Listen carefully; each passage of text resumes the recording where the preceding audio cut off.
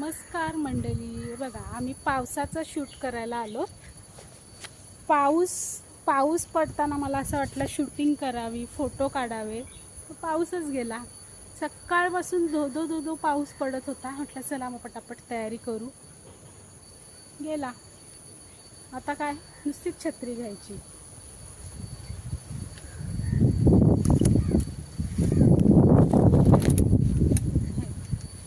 असं आता काय वातावरण तर आहे पावसाळी, छत्री घेऊन काढू.